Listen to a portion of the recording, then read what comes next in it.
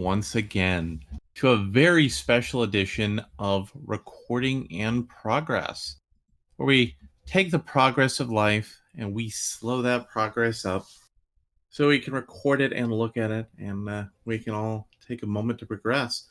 This is a very special issue because we're examining and doing a deep analysis on Disney Plus. And the real question is it double plus good or double plus ungood? What do you think, Jim? I don't want to spoil it. We just started. It's gonna be a full. It's gonna be a nothing but review episode. Nothing but review episodes. So it's next week. We're gonna be doing a whole lot more stories to make up for it because there has been a lot of interesting things that have been happening. There have been, but we're gonna talk about first a book review. And I love doing 8-hour live streams, but Larry doesn't, and we don't have Desert Bus playing, so. Yes, but Jim and I have been talking about doing a commentary track for some DVDs, and have Desert Bus playing in the background of the commentary track on YouTube. Because why not? Because why not? So we're going to start off with the infamous John Del Arroz and his new stealth hot book series, The Saga of the Nano Templar. So John Del Arroz decided to invent Christian military science fiction. Because why not? It's a story about crusaders, but instead of crusaders saving Jerusalem against the Muslim hordes, it's space crusaders. So it's like Warhammer, only not edgy teenager Warhammer. But written by like a 1950s and 1960s science fiction author. This is the deepest I've read John's work outside of his comic books, and that's really where his writing is. Like, people compare him to Stan Lee and Jack Kirby promotions he wants to make, because John is a very good self-promoter. But it's because his writing aesthetic comes out of that older space. I haven't read his big steampunk series, but yeah, this is like an old 1960s sci-fi book that would have been in a library at a school that you would read because you're going, well, this looks kind of cool. And again, what I really liked about this series was not only that they made the aliens who were stand-in for the Muslims like normal human beings, quote unquote, like, you know, people with complex motivations and personalities, and both sides believed that they were just in their cause. But there's, of course, a reason why John, who's very into Jesus, you know, said, you know, these other guys, they're just a little bit better. And they're a little bit more righteous in their thing. But he didn't overdo it, which I liked a lot about this. And this is one of his most successful things, and John's writing has all been getting more and more successful over time. So if you got Amazon Prime, you can get this downloaded to a Kindle for free. Oh. Yes, that's a benefit you get with Prime. Now, if you want to buy it, you know, for all 3 books in the series, it's $15.99 for an e-reader, or, you know, what a single book would normally cost. Not bad. So that's a pretty good deal. Is there physicals or? There are physical copies. I don't remember if he did them for all the books, but this is the first writing book he's had that he's really been comfortable pushing it out into physical because it was that popular. But, you know, his bread and butter is he's a guy who writes short stories to novellas. I think it's technically novella length, most of his stories, that go to e-readers. I would imagine he probably will come out with a physical media book version of all 3 of these. That's my suspicion of what he's going to do. If not, I did let John know that we're talking about his book, so maybe he'll listen to this and go out and get that done. Also, if you're on his Amazon, he's also got like 3 comic books out, all about, you know, a teenage / college age superhero girl who's going out on superhero adventures, and she finds out that her boyfriend's a supervillain mobster guy. Nice. And they've both been exposed to that, and they're figuring out how they're going to make that all work. I wonder, John's, like, how do they get paid for the Amazon Prime? Like, if I view his book, I'm sure he's getting paid for it, correct? Yes, he does get money off of that. I'll actually ask John next time I see him online how that works for him for actual payment. Oh, I think this is Kindle Unlimited. I think that's different than Amazon Prime. Right, but you can actually get that with a Prime account. I'll look into that. But Yeah. but if I can't get it for free, I'll download them and look around at them, because why It's not? like a little Why not free give them some free? preview dealy. Yeah, why not give them some free money? It's Yeah. free money. It's free money. Exactly. Pretty much free money. Pretty much free money. Pretty much. So next I'm going to talk about somebody else who's a good online friend of mine, Mr. Brian Edward Hill, who I pretty much review most of his comic books when they come out. So the first one is Fallen Angel. So Jim, you remember the X-Men cartoons from the 90s? Yeah, they're on Disney Plus.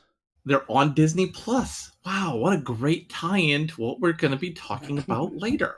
So the X-Men have gone through a lot of weird stuff lately. So they've had I'm not sure it's a hard reboot or a soft reboot, but it's definitely a reboot. So there's a space alien island where all the mutants live and have made their own country, and they've become basically racial separatists. Oh. Not just the heroes are living on the island as racial separatists, so are the villains, and they're all just trying to form their own society and figure things out. But the characters are all acting kind of off and strange. But that's because they've all died, and Professor Xavier, who's become a villain again for some reason, has a apparatus set up where he just brings them back to life and downloads their brains with their old personalities. So not only are the characters trying to develop a new society, it kind of feels like they're trying to figure out who they actually are.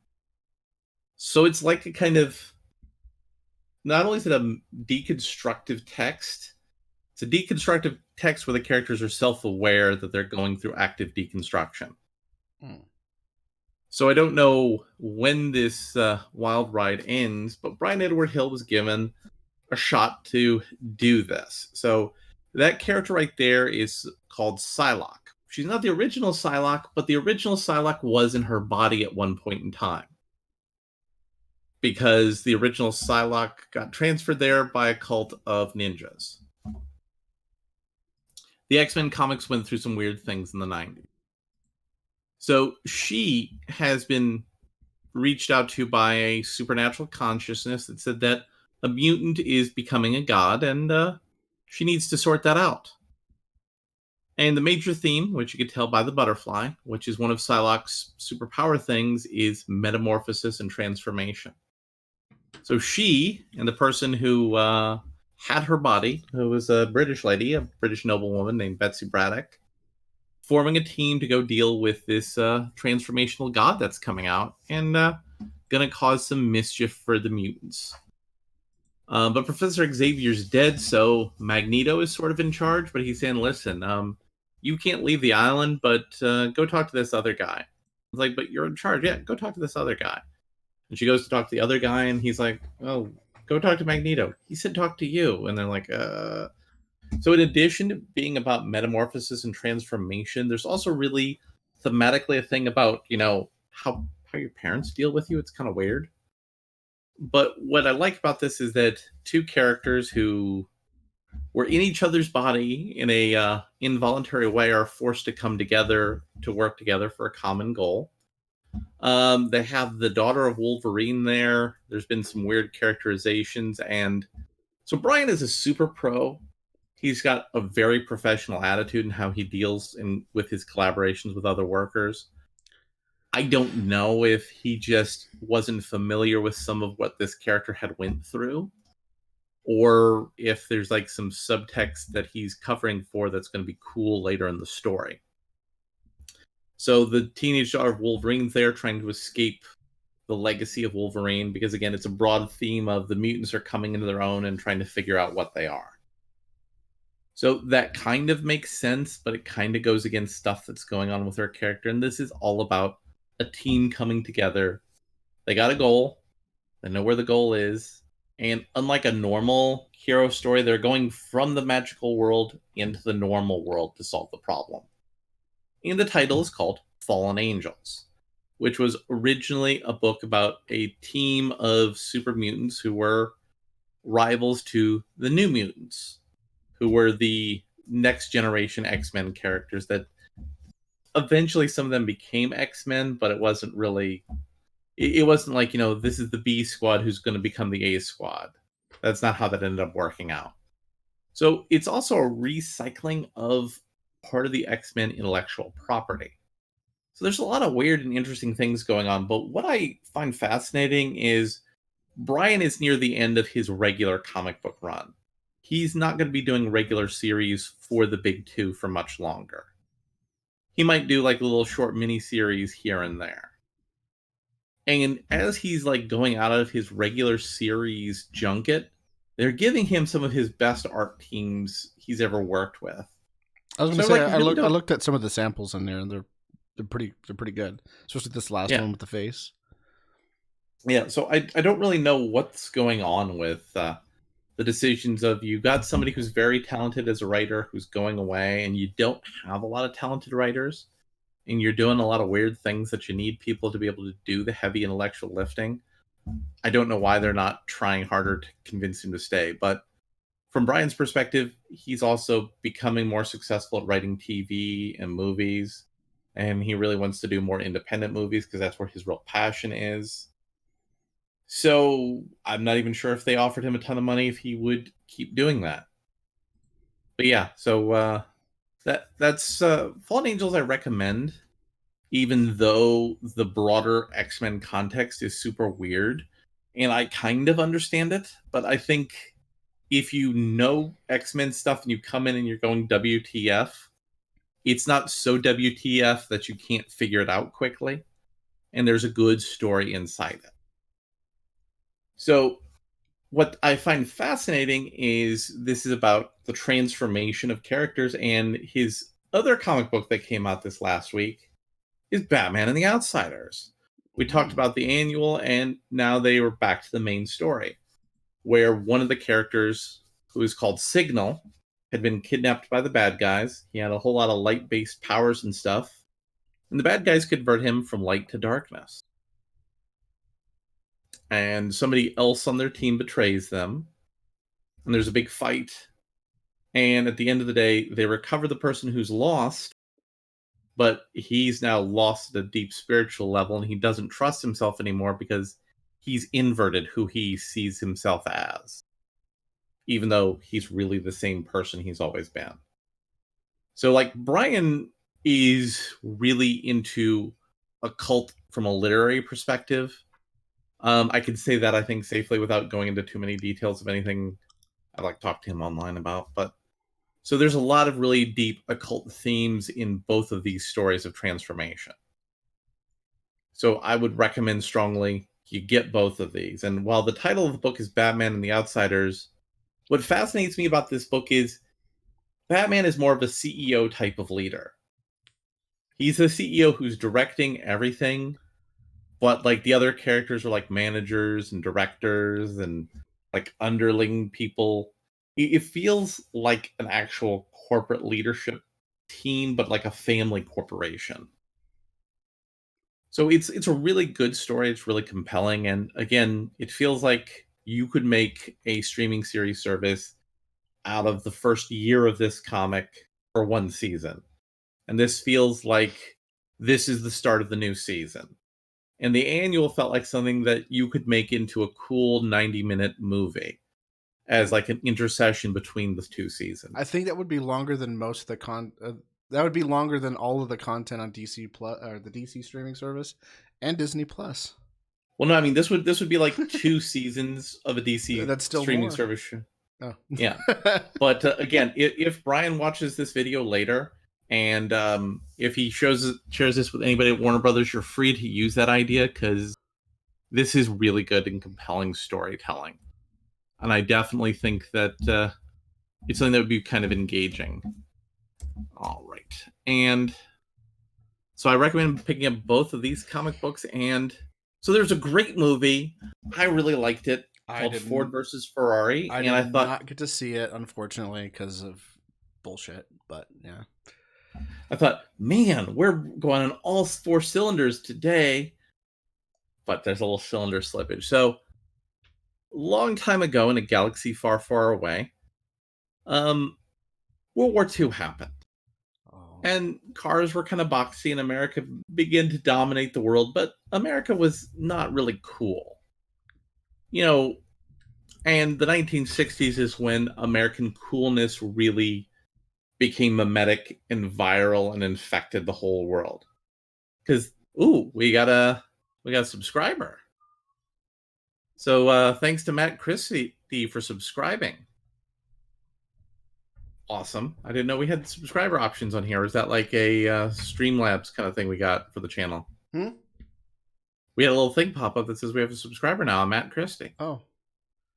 Well, thank you, Matt, for subscribing to our channel. So the 1960s is when not just... Oh, hey! So I know Matt from Discord. So welcome aboard. We have the Discord. We'll post the link a little later in the doobly-doo.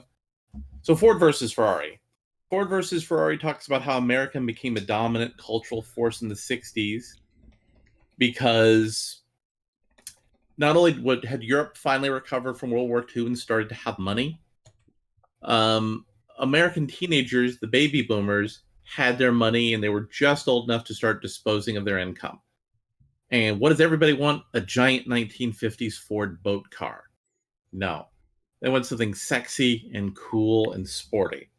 So this is about how Carroll Shelby and his friend here lead Ford to win the 24 Hours of Le Mans, and how they do that kind of in conflict with the Ford corporate culture. And there's certain ways the corporate culture gets enhanced because they both deprioritize and prioritize the role of Lee Iacocca in the historical story. And they make somebody who was doing what Lee Iacocca was doing the heavy and the villain, but that's not how that worked. So it's all about Ken Miles, the driver, who's a British guy, who's kind of a jerk, kind of an a-hole, but he loves cars. And he's very passionate about sporty cars, racing cars. And it's about his friend Carroll Shelby, who loves racing, but he's got a bad ticker. It's 1960s, so the only way you solve bad ticker is by taking lots and lots of nitroglycerin pills. Delicious, delicious cardiac medicine that you just eat by the handful. I mean, that's how you do it in movies. If you did that in real life like that. But yeah, so Bale was the driver, and he was great in that role as a jerk, but a lovable jerk. And so the story is all about them figuring out as artists how to make this car, this Ford Mustang, into a racing juggernaut, with the entirety of the corporate culture of the Ford Motor Company getting in the way. At the same point in time, they were being challenged by the legend of the car industry, Enzo Ferrari, and the Ferrari racing team.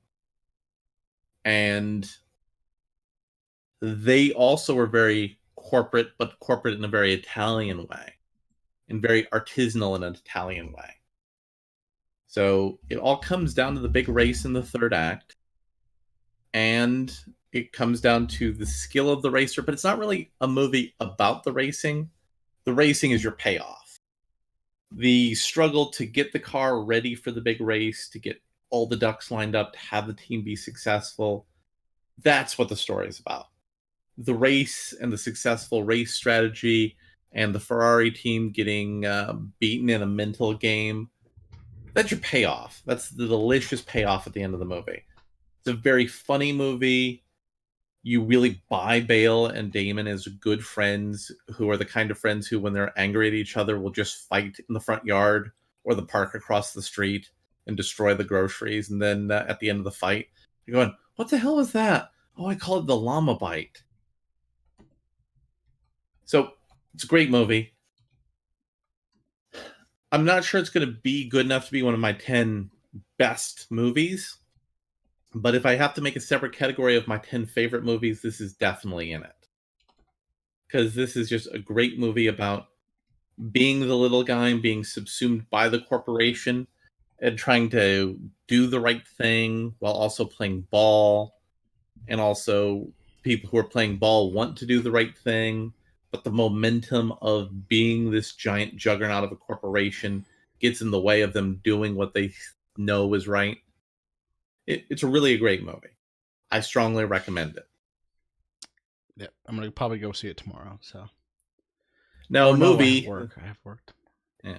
So now onto a movie that Jim and I had a little pre-gaming on because we were both super excited to see this movie. Jim really likes it, so I'm going to let Jim open up with really liking it. And I'm going to talk about why I wasn't as enthused about seeing this movie as I was in the lead up to it. The lead up to it, I saw this kind of an image and I'm going, damn, that's going to be funny and amusing and entertaining Taika Waititi movie. So Jim, talk about why you love Jojo Rabbit. So Jojo Rabbit is about a kid who's growing up in Nazi Germany, and he joins the Nazi youth, and he's really eager about serving Hitler, and he has an imaginary friend. And can you imagine who his imaginary friend is? It is none other than Adolf Hitler himself, played by Taika Waititi. Which, by the way, I have to say this is the best film adaptation of Adolf Hitler I have ever seen in a movie. Now, what's interesting about this is I believe that Taika Waititi he didn't want to do it. Did the Hitler role because he literally couldn't find any actor in our current climate who would be willing to be Hitler. Mm-hmm. And I don't know how true that is, but yeah, there was that, and then the other part is he could find major actors to do it, but he didn't want the focus of the movie about Adolf Hitler. He wanted to be about the little boy. Yeah, he wanted the little boy to be the complete star of the show and not get distracted by, Brad Pitt playing Hitler or something. So he was like, yeah, I'm going to have to do it. That's the only way around it. Although I have to say, a movie with Brad Pitt being Hitler would be pretty interesting. But either way, I think it was gorgeous on every level, him being Hitler. Because he is kind of flamboyant himself, and Hitler was a little bit flamboyant. So he kind of played that up really well. I like that. So he goes off to camp, and as you see here in this photo, he's running off with a grenade in his hand because his imaginary friend Adolf Hitler convinces him, like, hey, don't let them pick on you and call you a rabbit. A rabbit is a good thing. Rabbits are, they're smart, they're brave, clever, they're smart, brave, they're clever, they're tricksters. He's like, you know what you should do? You should go over there and grab that grenade and throw it and show them all who's boss. And so, of course, he runs over, grabs the grenade during the grenade throwing lesson at Hitler Youth Camp, throws the grenade, and it bounces off a tree and lands right back on his feet. And he's seriously injured, and he's no longer allowed to be in the camp anymore, which sucks because he really wanted to be, gung-ho about joining Hitler's army when he grows up and everything. Meanwhile, so he goes back home, and, his mom, she seems really kind of supportive of his little Nazi thing, but at the same time kind of... But does she, though? Well, she does on the surface level, but when you really think about it, she's really dropping kind of little doubt bombs here and there, like giving him reasons to doubt. And then it turns out... There is some pressing X going on in this movie hard. Yeah. Well, yeah, you can tell that you could tell. She's not a big fan of it once you start to think about it. As it starts to go on, you're like, oh yeah, she's not a big fan of this. She's just playing along not to get thrown into a concentration camp or hurt or hung or executed. Dot. And so he starts hearing some weird noises in the house while her mom was away doing something which he doesn't know, but what we find out later is that she's part of the resistance. And turns out there is a Jew living in the wall of her house. Who was actually like their old Jewish neighbor's daughter, or like a best friend of his sister. Yeah, it was the best friend of his sister. It was definitely the best friend of his sister, but I kind of felt like they lived nearby. Yeah, or something. And she was Jewish. What I really liked about that sequence is it was completely shot like it was a horror movie sequence. Yeah, even the little hand coming out of the closet and kind of but she was doing that intentionally to scare him because she knew that he was gung-ho about Hitler. A dumb little kid. Yeah, dumb little kid. And so he there are a lot of good decisions like that with the shooting in the movie. Mm-hmm. And while I'm going to sound a lot more negative when it gets my turn, I just want to say there are a lot of really smart filmmaking decisions that are made here. Yeah. So some of the good filmmaking decisions that were in this was one, the kind of use of color. Everything is so bright and cheery and colorful, which is not the normal impression that you get from movies about Nazi Germany, where it's always kind of gray and brown and drab. And that's because he wanted to have a more realistic view of what living in Nazi Germany was like then. But it was very beautiful. They were very big on fashion and trends and all that stuff. Everything was bright and colorful there. But it's all a facade. And so as you're kind of watching the movie, you can actually see the Nazi kind of empire starting to crumble, but the facade is still there. But while everything else is crumbling underneath it, and it's subtle at first, but then it just starts piling up as the Nazi regime starts to fall apart. And next thing you know, the war is at home. And he ends up falling in love with the girl. She helps him write a book about the Jews, which she's just basically trolling him. And while he's also starting to learn that, hey, maybe Jews are actually people too. They're not like some horned demons that we keep hearing about. Stephen Merchant is a Gestapo who comes in and searches the house for Jews. The entire sequence with the Gestapo was also one of my favorite parts of the movie. Yeah, especially where they were kept showing like "Hail Hitler, Hail Hitler." Like there was like, how many people were there? Like 6 people. So every time someone else came in, two other people come in, and so they all have to say "Hail Hitler" to each other, and it just takes forever. It just kind of shows you how silly the Nazis were. Just really emphasizing that. They end up finding the book and finding the girl, but they do some shenanigans, which we're no point getting into. They do some shenanigans to try to get out of it. And don't worry, I'm going to get into the shenanigans in a minute. Okay. So yeah, like we have some major disagreements about this movie. If you're going into this thinking like I'm going to go see Hunt for the Wilder People, or if you're going to think you're getting What We Get in the Shadows, you're definitely not going to get that. This is much more along the lines of you said Wes Anderson. I don't know if that's entirely... The color palette, the music is very Wes Anderson. Yeah. The kid relationships are very Wes Anderson. Pool is a major Wes Anderson motif.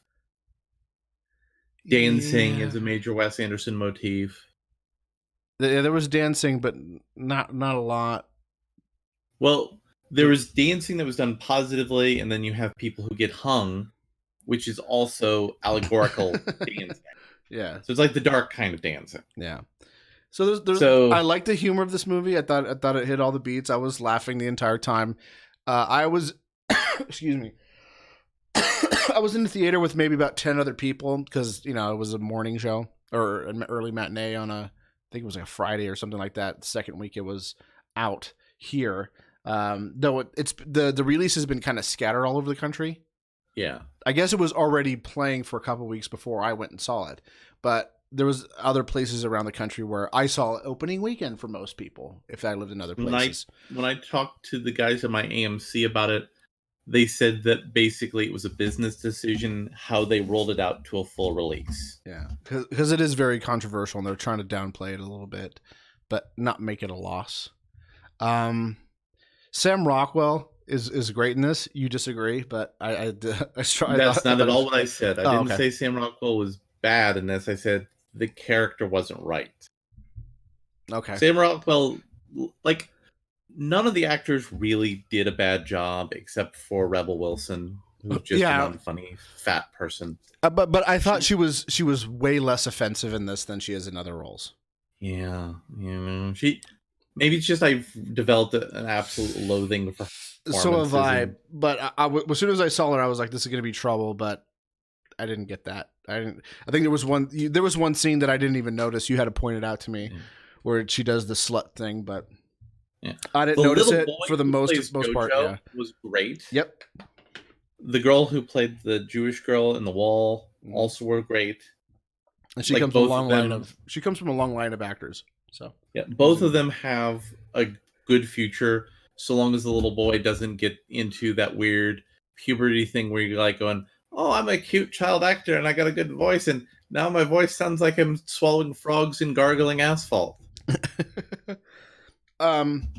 Here, I guess when they Taika Waititi was doing an interview and he was talking about working with the kid, I guess the kid is like ultra professional. Like Mhm. every time takes were done, he was always like, "Was that good? Was the emotion right on that one? They hit all the right emotional spots on that one." Like he was really interested in making sure they did a good job. So this kid's a pro. This I kid's not wouldn't be like, surprised if he gets snuck into the Thor movie somewhere. yeah. This is I this is wouldn't be surprised if Taika gets an opportunity to slap him into the Thor movie. Because I mean, Jim, let's say you were a professional movie director and okay. you were making both these kind of fun, zany, independent movies, but also doing Zany independent Nazi big, movies. Yeah. zany, independent Nazi movies, exactly, and doing big amusement park, major tentpole movies. hmm And like you found this actor who was really good, really professional, and like saying, you know what, I'm going to get him a small to medium part in the movie so he can own a piece of that and maybe his career will advance. And, you know, I could see that happening because hmm Taika Waititi seems like he's a really good guy in the industry. Yep. So my problem with this is there were less moments of Hitler saying, "Come on, Jojo, go grab that grenade," and then the grenade blowing up in his face, and a very gruesome and gory sequence of the hospital. I wanted more humor like that. I I did wanted like more humor. I did like the reoccurring offering him a cigarette joke. Yes, That was. yes. It's like, I don't smoke. I'm Stop offering me 10. cigarettes. Um, Which back then, that wouldn't be a thing. Like kids smoking, like no big deal back then. yeah. Yeah, especially during war. So issues I had with the movie are really due to some of the characters that were put in there. So Sam Rockwell plays a really great character that's a good Nazi army officer, which is a common thing that you get to see in these kind of movies focusing on Nazi Germany. But they had to make him a gay good Nazi officer to humanize him, which was a problem because as a gay guy in the Nazi army, he was going to be rounding up other homosexuals to get murdered. And that's just a thing just floating there. And Jojo's mom is part of the resistance. And the movie makes you think his dad was a Nazi soldier, but it turns out he was also in the resistance. So, how does a kid with two parents who were clearly as anti Nazi as you could safely be, how does this kid become completely 100% sold on Hitler until he finds out Hitler punched his own Oh, clock I and the got war's I got a over? 2-word answer for that. You ready? Mhm. Public school. I just don't buy that. And that's one of those Have you things been to that public school? I went to public school, Okay. all my schooling. I still don't buy that. Okay. Also, the fact that JoJo doesn't go through any self reflection and he doesn't reach the point of saying, you know, maybe this whole being a Nazi thing is a bad idea. Like he doesn't reject being a Nazi until the war's over. Found out Hitler killed himself, and he and the Jewish girl are going to go off to live a life Oh, somewhere. and he almost died. He almost died Yes, and he almost died. That twice. twice. And like his chubby British friend, because you have to have a chubby British friend in this kind of Wes Anderson comedy. He actually went to the front of the war, and unlike the other youth who went to the front, he's still kind of naive about the whole Nazi thing. A lot of those choices really took me out of the movie. Everything involving Rebel Wilson, also Sam Rockwell's Nazi soldier was kind of creepily leering at Germans in the pool. Also at the like medicinal pool gymnasium area, they just had a whole bunch of people standing around with amputations. I thought that The, was great. I mean, that was great, but it would have been better if that was more comedically focused. It was just, oh, here's a guy with a missing arm and another guy with a missing. Well, I think that whole point was to try to like kind of give you hints that something like even like there's a facade of wow, the Nazi, Right, Nazi but Germany is their great, attempt to but present the Nazis was also superficial. So they're well, trying to yeah, present the yeah. Nazis as superficial in a superficial way. So that's why I kind of was disappointed about this movie. Oh yeah, yeah. Yes, exactly. The amputee swimming in circles, that's been great. You see, I wanted this to be more like how a Mel Brooks comedic Nazi movie would have been. Dark comedy, really satirical, really farce, lay it on Like heavy. the Like producers. the producers. I mean, this is a movie about Nazis made by people who call anyone who disagrees with them on Twitter a Nazi. Mhm. And that's part of my problem with it. It doesn't really view Nazis as something real that can be made fun of in a real and interesting way. Yeah, But I I think that's think fair criticism, though. But I think I still think this it was funny. I think this is a good movie to watch because unlike a lot of people in Taika Waititi's position, he's at the point where he's like, you know what? I'm gonna make this movie where I play a kid's imaginary friend who's Hitler, and you know what? If people don't like this movie, I don't care. I had a good time. I made the kind of movie I was interested in making.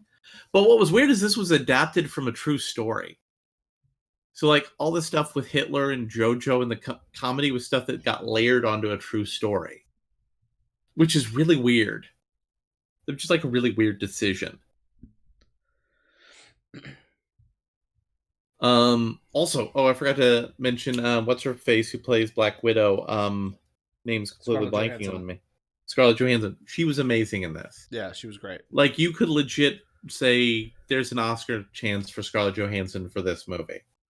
And the girl who played the little Jewish girl on the wall, she also did an amazing job. Mm-hmm. Both of them did really strong performances. Yeah, and the whole bit about the tying the shoe thing, that really kind of grabs you. Yeah, kind of grabs you. It kind of grabs you. But you know what doesn't grab me? Rick and Morty season 4. Oh God, no! Do we have to talk? Do we have to? We do have to talk about Rick and Morty season 4. Oh, God.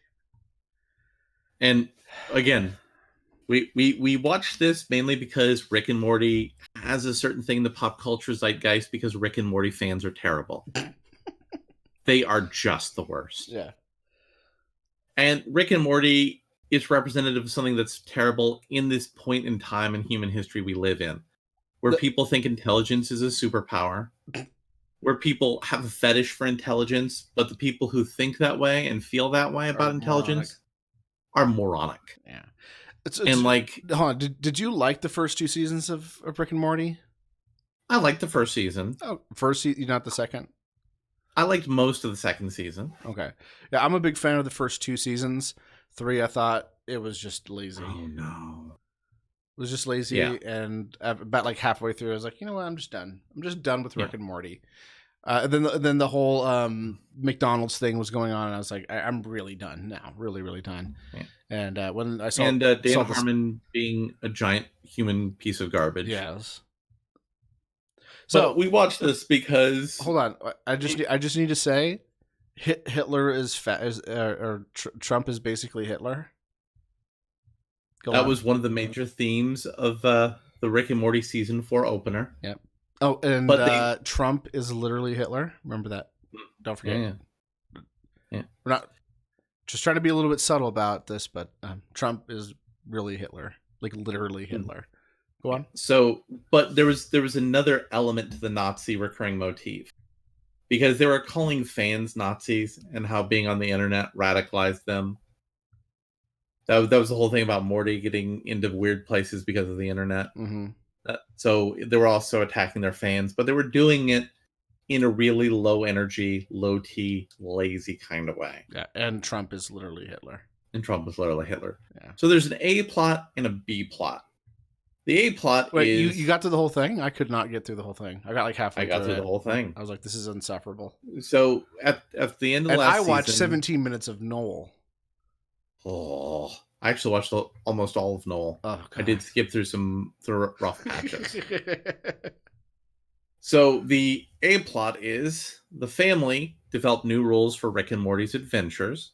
So the whole show is kind of hinting to you at this point in time that this is kind of a pilot with what Rick and Morty's going to be like now. So they're not really giving you a continuity story, but they're making you think they are, because they think you're dumb. So Rick and Morty go off to find death crystals. Now, what do you think a death crystal would be? Crystals that kill you.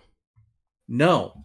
Even stupider, it's crystals that tell you the exact moment you're going to die. Oh. But since it's in a quantum reality matrix, Basically, it's only useful if you're going right into a life or death situation, which for someone like Rick, that's extremely useful. And unfortunately, Morty kind of messes that up because he sees he's going to get to die in the arms of the woman he loves.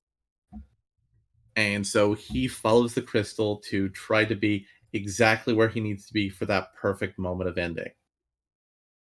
And this in turn leads Morty into becoming Tetsuo at the end of the episode. And Rick has a hologram Rick who's trying to get Morty to reboot Rick's body in the cloner. Morty doesn't want to do that because that will risk him getting the girlfriend. Yeah. Also, Trump is Hitler. Also, Trump is Hitler. And so Rick teleports to multiple dimensions where Wait. the Nazis won. Hold on. So, multiple Ricks? Hey, I remember that. I remember that. Because it's the thing I know. I remember this, so I clapped. And the only dimension that Rick got teleported to that wasn't a Nazi dimension was the Wasp dimension. Oh. Where the Wasps were hyper tolerant. Because that also subverts your expectations. You know, wasps, a species known for being violent and aggressive, were actually tolerant. But to subvert your subverted expectations, they're feeding off of Morty's math teacher, who's a giant caterpillar sort of thing. Mm-hmm. Which, again, it's like, look at how clever we are, everybody. Look at how clever we are. And then Rick gets rebuilt. Wait, hold on. So you're saying that they Cronenberged the teacher? They Cronenberg the teacher. Oh, Cronenberg. Rick. I remember that. They also Cronenberg Morty. Oh, and the cure for Morty being Cronenberg was having the hologram Rick upload into Cronenberg Morty. Oh.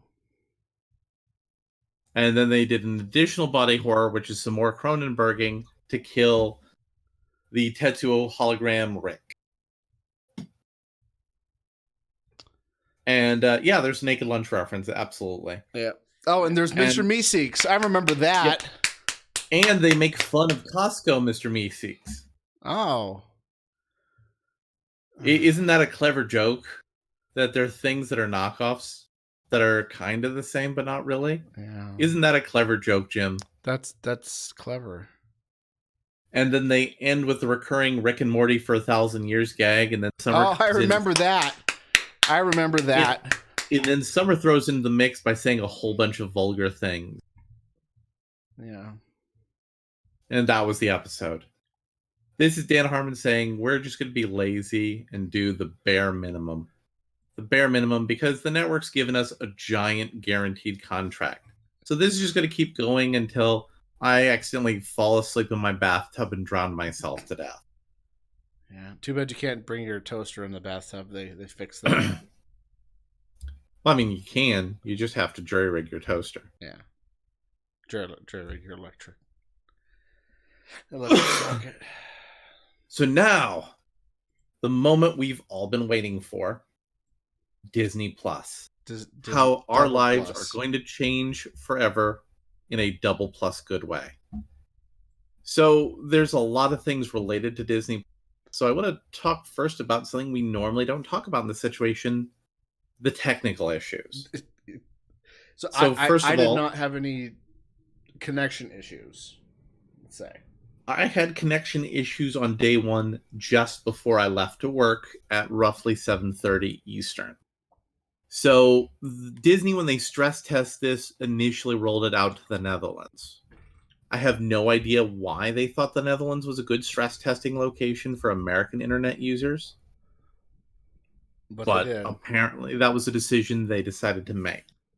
Also, when I was running it at that time frame, it was also giving me a whole lot of error messages whenever I was trying to skip through sequences on the footage. The only time that I had issues at all was when I was on using the app on my phone, using a mobile network, and I was just needle dropping just to check to see if things were there. Because one of the first things I did was check to see if the Jim Crows were there, and they were, and so were the Siamese cats. And well, we'll talk more about those cats in a minute. Yeah. Um, but so from a technical standpoint, it left something to be desired Yeah. on day one. Also, my model TV didn't have the firmware upgrade for Disney Plus, and I can't blame Disney for this, but let's say you're the brand manager for Disney Plus.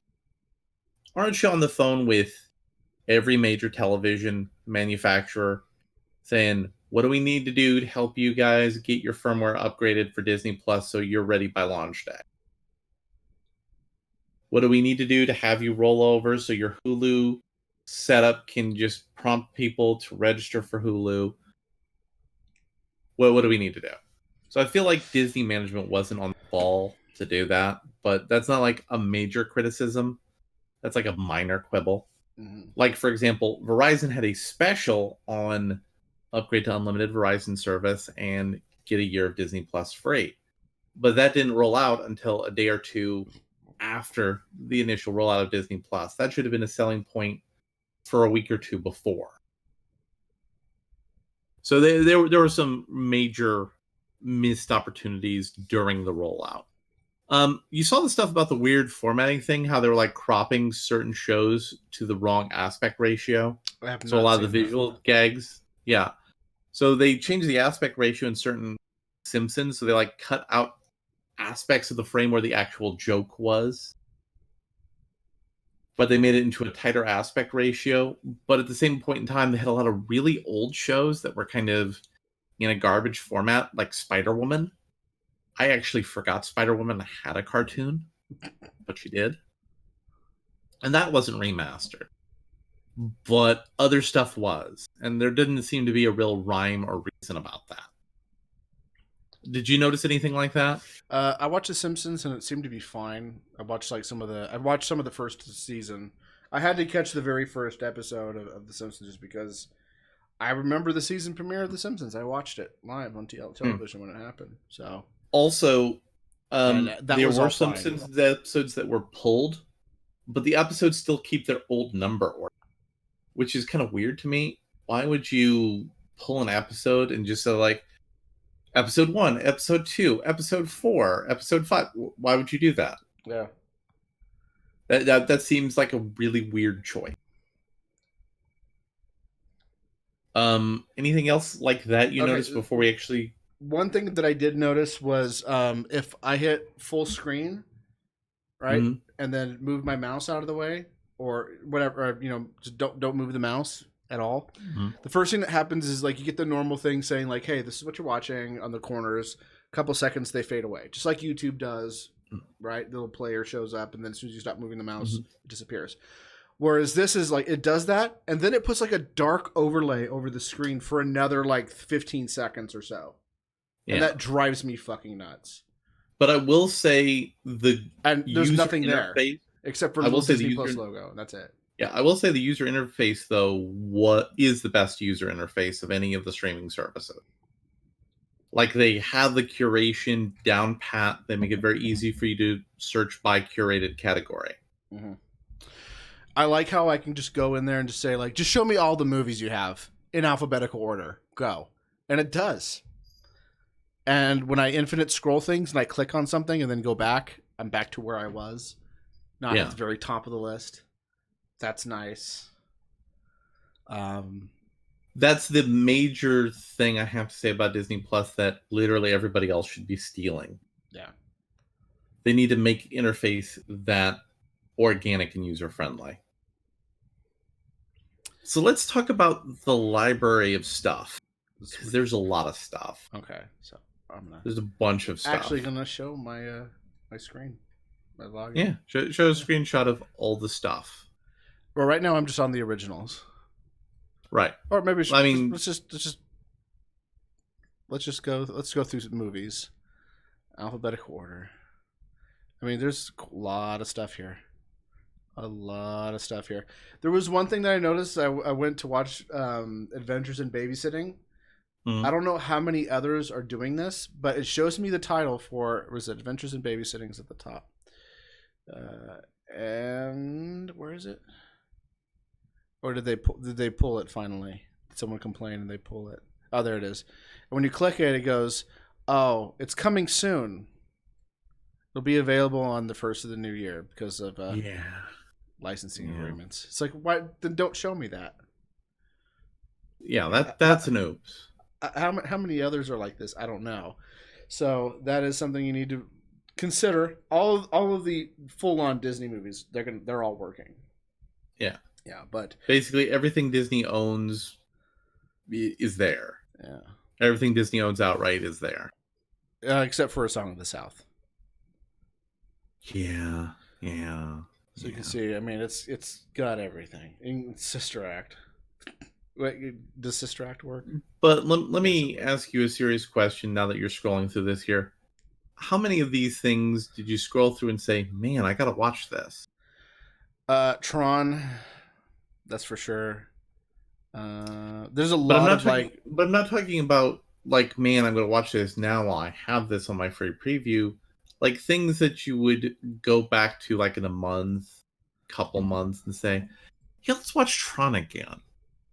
How many things like that are there? I would watch Tron more if I had access to it. Okay. There's something else that's not on here that made me upset. There's no Condor Man. Condor Man Yes. is not on here, and I don't know why. That's a Disney movie. They own everything for that. So why wouldn't they put this on there? I don't know. And there are some embarrassing old Disney movies on here. Yeah.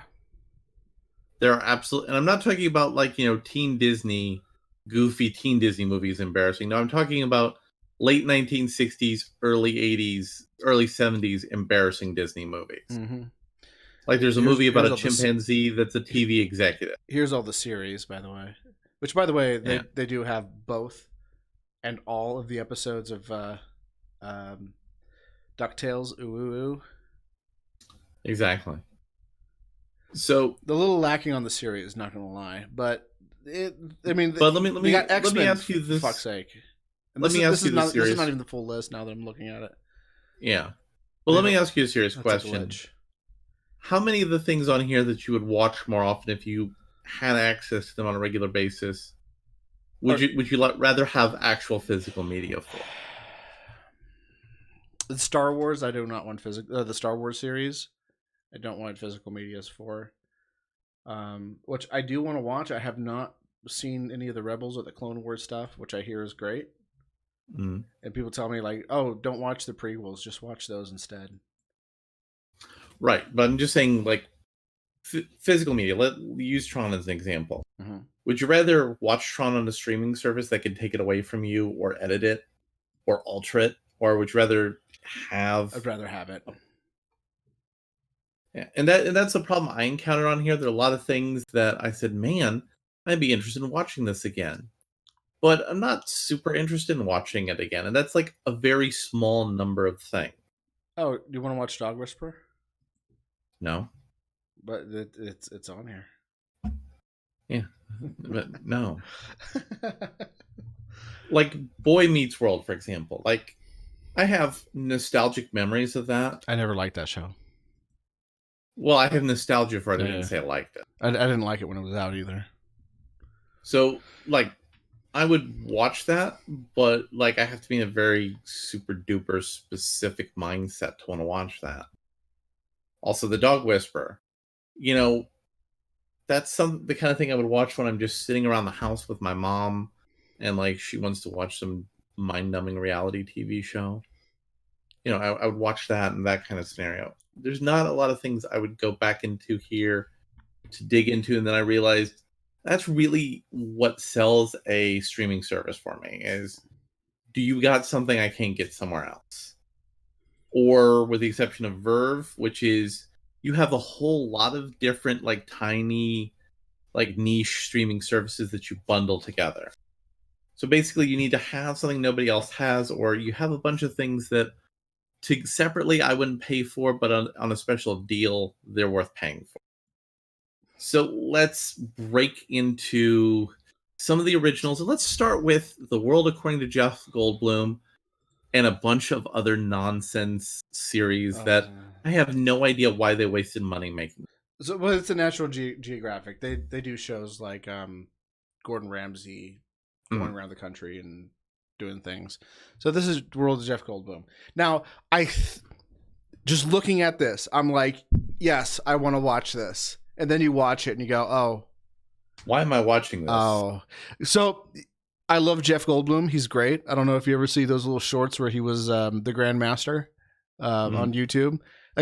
And all he's really is, and all that character is just Jeff Goldblum. That's all the Grandmaster was. So if you have Jeff Goldblum goofing around, like talking about sneakers and being his goofy self, sign me up. I'll buy Disney Plus just for that. That's not what this is. This is just him going like, "Wow, yeah, you got a lot of money in your hand. You got all that from selling sneakers. Oh, that's pretty.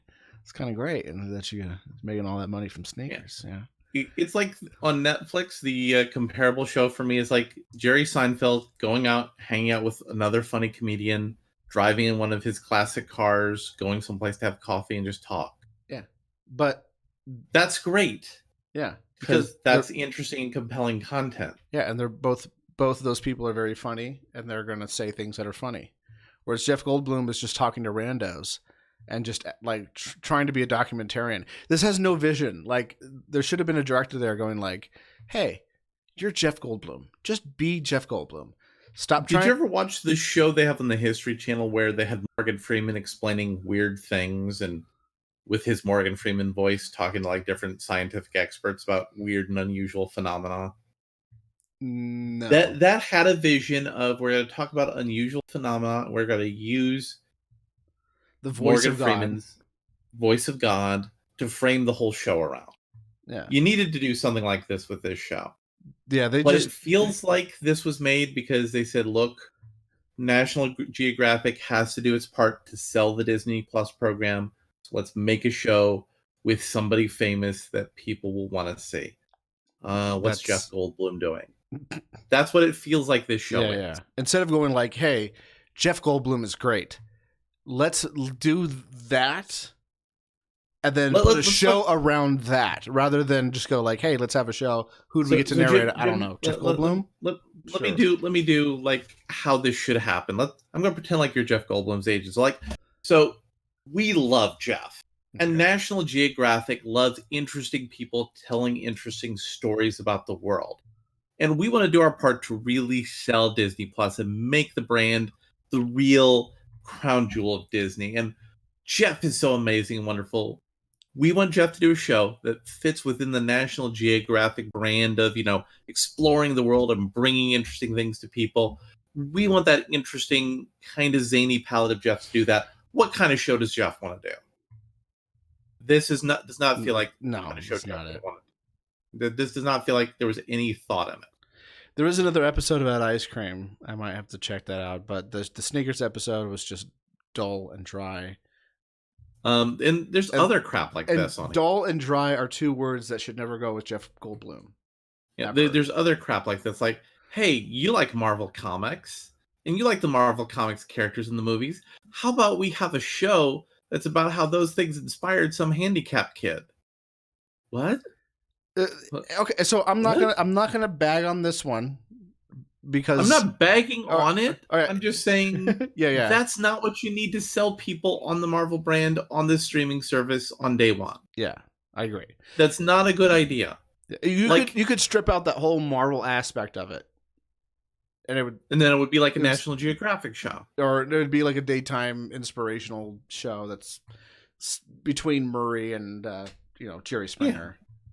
Somewhere in there, but right before soap opera. Like, it doesn't. You're trying to sell me on this service with unique original content, and this was a decision you had to be some of your original content.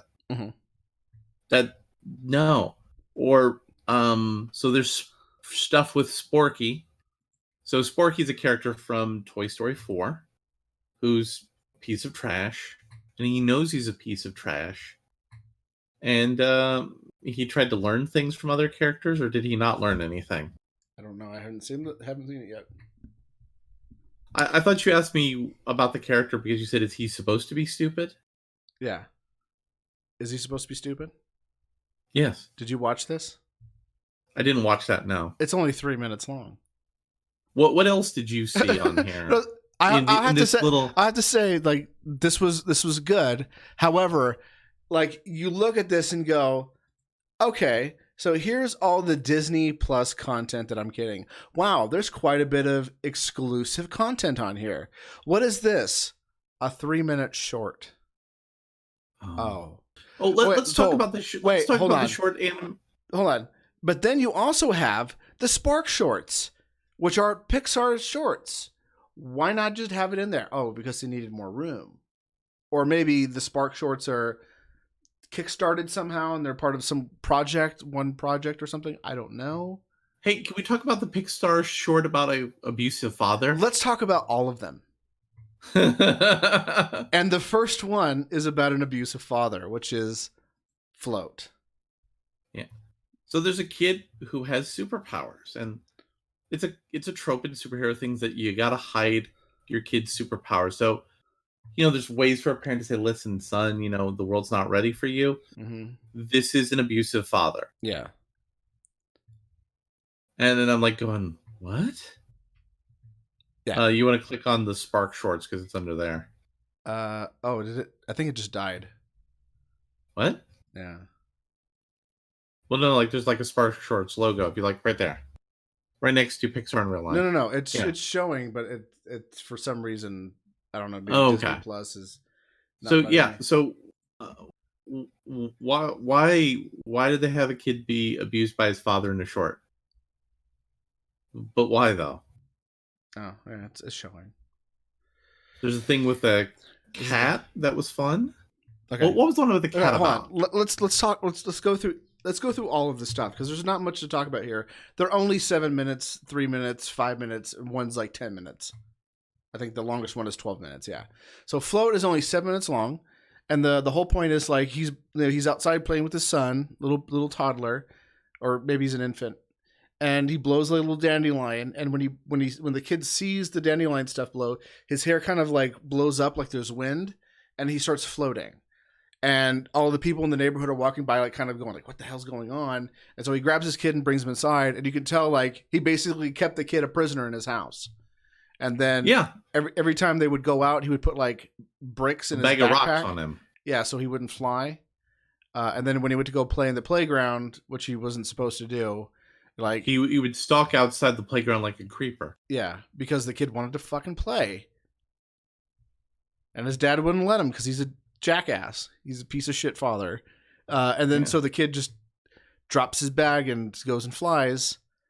And then the father learns the power of friendship. Yeah, by screaming at him, why can't you just be normal? And then everybody's looking at him like, you're a terrible father. And then he goes, because he is. And he doesn't apologize. He just takes the kid and puts him on the swing like nothing happened. The end. Terrible. That's totally how child abuse works. Yeah. This is... like the general idea is good. Execution comes off like horrific. Yes, it's not. That is not a good image. This is not a good look. Kit Bull. This is the little. I don't know if it says it's Pixar, but it's animated properly. So I don't know. But oh man, was this great! I fucking love this short. It's only 8 minutes. It's about a little kitty cat who befriends a pit bull. I've seen that one on YouTube before. Yeah. So there's a lot of these that are on YouTube that you can watch that have been on YouTube for quite some time, including Pearl and this one. But I have never seen it. It was only when I was talking to other people, I was talking to them about all the stuff that's on there, and they're like, "Oh, that's on YouTube. I saw that on YouTube. Yeah, it's terrible." What? How is this exclusive content if they're already putting it up on YouTube? But that's a thing. So, anyways, yeah, this little kitty cat, cute little kitty cat, befriends a pit bull who we learn has been abused by dog fighting. Dog fighting, yeah, it's a dog fighting arena, and so he helps the pit bull escape and find home, and it's so cute. I love this one. I'm sorry if I sound like a chick, but it's fucking great. It's adorable. It's super adorable. This is probably the best thing that's on the service. I'm not lying, but it's only 7 minutes. What the fuck? Smash and grab. Slave robots, yeah, working on throwing coal in a coal mine or coal in a steam engine, but not really. It's futuristic, so it's like I don't know. It's space coal. Space coal, yeah. And they decide to leave, and a bunch of robots are chasing them down and trying to kill them, and they escape and get their little power orbs so they can be free. No dialogue, just but it's okay. It's good. It's not bad. It's just a short. Pearl. Oh my god. Have you ever seen something so on the nose that like it gave you a cold? Yeah. Yeah, this is it. So this is about a ball of yarn, Whammon, who gets a job at a large company that is male dominated. It even says in the description, male dominated. So here, let's just read the description, right? Because there's a lot of ho ho ho in there. An earnest ball of yarn named Pearl gets a job at a fast-paced, high-energy, male-centric startup. By the way, Hey, you know what? Pearl is spelled P-U-R-L. That's interesting. yeah. So guess what the name of the company is? What's the name of the company? Bro Capital. What? And there was a scene where there was a couple of guys standing in front of a water cooler. Mind you, this is Pixar short on a service that is designated for the family. And this is the joke. You ready? Larry, what's the difference between a BMW and a porcupine? I don't know. What is the difference between a BMW and a porcupine? A porcupine, the pricks are on the outside. Wow. And another thing that's in here is Pearl, while she's dressed up like a strong independent woman's, or excuse me, bro, who don't need no man, gets up on stage and says like, we're gonna take those financiers and kick their ass. It's like, wow. I'm glad that this multi-billion-dollar company is opposed to other multi-billion-dollar companies. Yes. It's clearly our friend. So moving along through the description, things start to unravel because you get it, she's yarn. As she tries to fit in with this close-knit, get it? Close-knit group. Close-knit because she's yarn. You knit with yarn. That's why that's funny. Pearl must ask herself how far she's willing to go get acceptance as she yearns, get it? Like yarns for, and in the end, was it worth it? Because at the very end, after she finally breaks down the patriarchy and she's infiltrated the patriarchy, there's a Whammons who comes in and goes, "Oh, you guys are gonna go drink?" Oh, and she goes, "No, you're gonna come with us." And then next thing you know, it's a diverse and respecting of all Whammons corporate environment the way it should be. I feel happy that I've consumed this corporately approved propaganda. Yeah. And that's all of the Spark Shorts. So we have a 7-minute one called Float. We have Kit Bull, which is 8 minutes. And this is Smash and Grab, 8 minutes. And Pearl was 12. So we basically have one good thing and 3 terrible pieces of propaganda. One of which two good things. I would say Smash and Grab was okay. It's nothing great, but it's enjoyable. So 2 enjoyable. Oh, there's another one. 2... Just happened right now. There's another Forky asks a question. Why don't they just make this into a series? Oh, because they want more tiles on the screen to make it look like there's more stuff. How long is What is a Friend? 3 minutes long. What's the description of What is a Friend? Sure, it's going to be the same thing. He's going to ask some other Toy Story character what a friend is. Or he shares his thoughts on what makes a good friend based on his limited exposure to the world inside Bonnie's house. Yeah. All right. So now we're going to get into the real meat and potatoes. This is the gravy. We have one more. We have one more short called. We have the Imagineering one. No. I have a lot to say about the Imagineering one. So there's another short season, but there's still only one episode, even though they're just dropping other stuff. So this may change as of this in the middle of this episode. It might refresh, and we might get an episode as we're looking at this. But this is Pixar in real life. So when you look at the little title, you see like the little Pixar characters running around real life. You know, you got WALL-E right there in Times Square. And he's looking around. So you think like, oh, so what, are they like going to just animate WALL-E into a scene with real people and have them act and react to it? No, that would cost money. Oh, what? Are they going to like have a toy WALL-E driving around and have people react to that? No. Oh no! Oh. Why would you think no? What they're going to do is they're going to take the in and out control panel and drop it in the middle of a park somewhere, and What? then yeah, and then when random people come up to it and go, "Oh, what is this? I wonder what happens when I press a button." Some random actors come out in the middle of the park and start acting out the emotions of the buttons that they're pressing on the control panel. That's Oh, stupid. it's just like Inside Out. I remember that movie, so I clapped. That is really stupid. Yeah, well, it's only 6 minutes long. Ugh. Ugh. So the Imagineering one. Okay. I think you may be overblowing it a bit. You may think that it's terrible, but you'd be wrong. It's god awful. All right, so should we get into trash or the good stuff? Let's do the Imagineering one before we get into the trash. This one I highly recommend. I think it's going to go unnoticed by most people. This is actually really fascinating, and it gave me. Oh, and there's more. Oh, there's more. I'm watching this. So this is the one I'm going to be following. This and The Mandalorian when we're done. This is the two shows that I'm going to keep up with. So this is like a series of documentaries. How long is this one? There looks like they're more than an hour long each. The first one was 68 minutes. That's the one I watched. This new one just dropped too, so I haven't seen this one yet. And it basically talks about how Disney, not just how Disney like had the parks built, but the mindset that he had, why he chose the team members that he chose in order to build Disneyland and Disney World.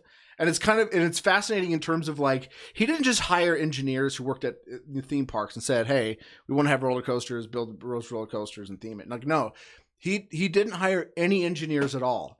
He hired artists from the animation studios that he worked at or that was making all these movies and said, "Design me a theme park." And they did. And so they had a completely different mindset than what an engineer would think of in terms of an amusement park. They were actually not just thinking about, hey, let's have fun rides. They were saying like, hey, why don't we have a fun place to be where if you're in Frontierland, you have escaped the world of the past and now you're in the world of the frontier. Like if you're in Tomorrowland, you're not just visiting a place that looks futuristic. No, you are in the future. And so, like, they're talking about how they designed the rides and how they designed the radial aspect of the Disneyland park and why that was important, so that there was a central hub and that even though you could be in one side of the park, you can go, I know where that radial is. I can go back there and then go, okay, where do I want to go next? Do I want to go to Frontierland? Do I want to go to Tomorrowland? Do I want to go to whatever? It's all there. It's all in sections, and they always kind of keep those themes really locked so that when you're in that area, there's no idea that you're somewhere else. And some of the concepts that they were doing, and Disney ran a really tight ship. We're going to talk about how tight that ship is a little bit more detail when we get to the tramp. Yeah, and the guy was brilliant. He basically was like a very different type of character, but definitely like a Steve Jobs, but of his world. And I think people underappreciate what he did. They just go, "Oh, he made a bunch of movies and a couple of theme parks." Like, no, the guy had a vision, and that's why he was so successful. Unfortunately, that may have died a little bit. Came back during the Renaissance and then died again. So it's kind of sad. So let's now talk about the sadness that is Encore. Encore. I could not get through this. I tried. But talk about what your experience was of watching that. Okay. So I was like, what is Encore? I'm not even going to read the description. I'm just going to watch it. And they laid out the premise in the very beginning of the show. Hey, I'm Kirsten Bell. And when I was in high school, I did musicals. So I'm going to go and hook up with all my old drama class, and we're going to do a reunion. And I was thinking, but why? Why would you... Who is this for? It's for people who liked High School Musical. No, it's not. No, it's not. It has nothing to do with high school. Was she in High School Musical? I think she might have been one of them. Kristen Bell. I don't know. Let's find out. But this is not a show a kid would be interested in, because they're just showing like, hey, I used to play this character in the play, and now I'm a stay-at-home mom. And look at me, I'm feeding my kids. Oh, look at me, I'm a police officer in Michigan, and that's what I do now. And I arrest people and tell people not to do drugs and throw them in jail if they don't listen to me. And that's what I do now. And all the stories about how they had to talk them into coming out and doing another reunion, and flying them out, and then doing dress rehearsals, and it's just insufferable daytime talk show stuff. So you have a streaming service, right? You don't have a lot of content on there. You would think that maybe Disney would say, like, hey, since we're not going to have a lot of content on our stuff, maybe we should have our first things out of the gate appealing to as many people as possible. Like, I don't know, maybe have a Star Wars show and you know, like a Marvel superhero show. You know, maybe this is a show for box wine moms. Yeah, this is box wine mom only. This is the only people that would find this content entertaining. It's box wine moms. Like, oh, I remember being in high school. So we're going to segue from that into High School Musical. Absolutely the musical, the series. Well, no, we need to say that again, because this is the worst. This is like a joke, right? Like, Jim, what are you going to call your next video?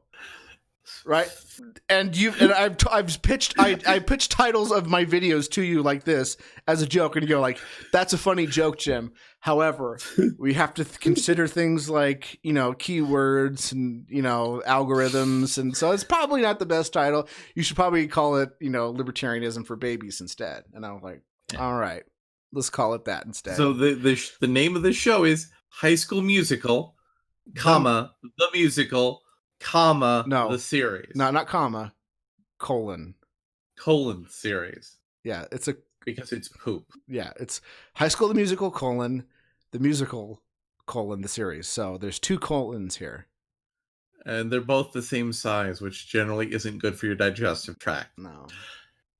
So there was a whole lot of movies called High School Musical. They were about a musical that happened in a high school and about all the kids who were involved in it and how they progressed through 4 years of high school. Was that what it was about? Yeah. And I think there was like a college one they did too. So there's like 5 of these movies. So this show is about an extra from one of those movies who's become a music teacher or a drama teacher or an art teacher. It's kind of vague. At the high school where the movie was filmed, who wants to do a musical of the musical movie that made the high school kind of sort of famous, but not really, because the high school has a super generic name. Yeah, but they're going to turn it into a series of musicals. And basically every standard high school Disney teen drama thing is dumped in here. Oh, I have a boyfriend. It all in here. We got to spend some time apart. Oh, look at me. I posted stuff on Instagram. And 4 minutes into this thing, I just said, what am I doing with my life? And also, the way they're talking about Instagram is not how kids would talk about Instagram. No, it's how 20-year-olds would talk about Instagram. It's wish upon. It's like a 60-year-old interpretation of how people interact. So it's like how 20 to 30-year-olds imagine current high school students. Yeah. And in the case of 20 to 30-year-olds, some of them might actually have high school students in their immediate family who should know better, but they don't write them that way. Because there's probably a 40-year-old supervising the production who says, well, kids are like 85% more into things that mention things that they do on the internet, so there needs to be a reference to Instagram, and it needs to have plot significance. Because if you just mention Instagram and it doesn't have plot significance, then kids have a negative inversion on it. That's probably a conversation that happened at some part of making the show. And it shows in just how completely soulless and cash grabby it is. Mm-hmm. It was awful. Yeah. I 4 minutes is all I could take of this. Now, if you were super into High School Musical, those things were kind of slick productions. It helped make Zac Efron a star. I don't see anybody being made a star out of this. This is something that they could have dumped on one of like Disney 3 channels or like Euro Disney. They could have dumped this on like a really low tier Disney cable channel and nobody would have noticed. Wait, you mean you're saying that Disney Channel isn't already low tier? No, there's actually lower tier channels in the Disney hierarchy channel. Wow. So yeah. Soylence of sheep. Yeah. But where this are we going now? this was Sorry. this was not the most offensive thing. The most offensive thing to me was Lady and the Tramp. Well, that we're doing next. The live action version. That was not for me. But go ahead. Well, no. You said it was a bad movie too. Mm-hmm. It's not the most offensive though. Well, we'll talk about Noelle then after that. Okay. but Jim, why don't you talk about, because you watched the original Lady and the Tramp, talk about how the two ladies in the Tramp made you feel psyched. Okay, so the original Lady and the Tramp, as soon as it started, I had like this big shit-eating grin on my face, and I was just so fucking happy, like when Darling fucking gets her puppy for Christmas, and then the puppy was trying to escape the kitchen to come lay in the bed with them, and they kept, trying to stop it from coming in the bed, and they said, "All right, looked adorable. Fine." It was so fucking great. It was just fucking perfect. And then her going outside and exploring the backyard, and then meeting her new friend neighbors, and everything was just so great. And then the Tramp shows up, and he's lovable, and you're just like, oh, he's great too. And he breaks some reality into him, and they go on this little adventure, and it's just so great. I fucking loved every minute of watching that movie. And as I was watching this movie, and then wait, before we get to the terrible garbage, does the original animation, other than the sequence with the Siamese cats, does that hold up? Yes. And honestly, you could do some tweak if you really wanted to. You could do some tweaking, like if you did the Siamese thing, and just give them less obvious, Chinese accents. Hurrah. Yeah, you got rid of that. Less of that. You could get away with the whole buck teeth thing and be like, oh, they're just cat fangs. You could have got away with that. But those two together is just little out of date. But even still, I thought it was like kind of like, talking to your grandmother and just like, you probably shouldn't say that in public, Grandma. But Grandma, yeah. People look at you funny if you say, don't trust those giant, gargantuan, filthy Swedes. Yeah. Are we going to get into to monkeys that may be on someone's porch? Close reference, something like that. Yeah. It's something along those lines. It's fairly harmless, but you're going like, you probably shouldn't put that in a movie. So today. let's talk about the terrible idea of let's have CGI realistic animals talking in a movie. See, I did not think this was terrible. I just thought it was boring, bland, forgetful, uninspired, and heartless. Except for one scene, which we'll get into. Other than that, it was just like... Is that the scene with the puppies? No.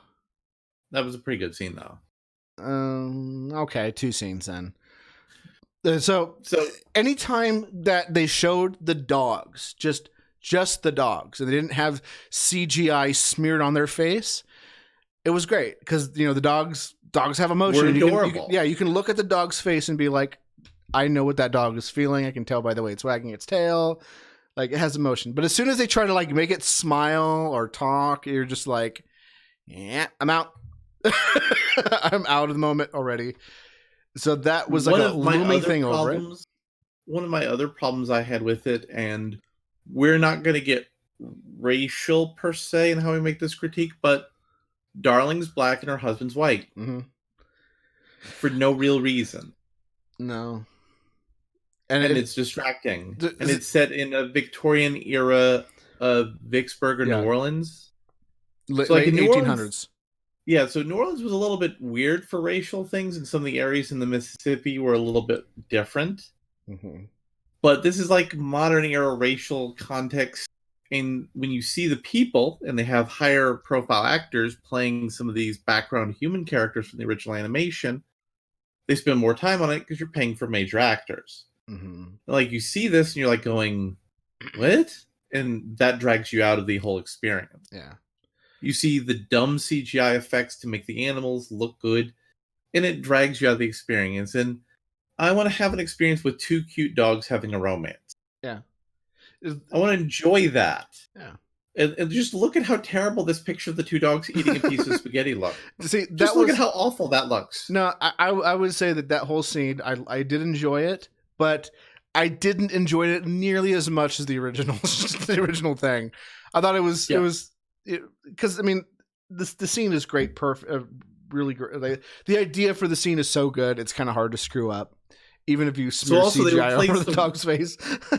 Yeah, they also replaced the 2 racist CGI cats with Asian stereotypes with 2 R&B black stereotype cats. Yeah.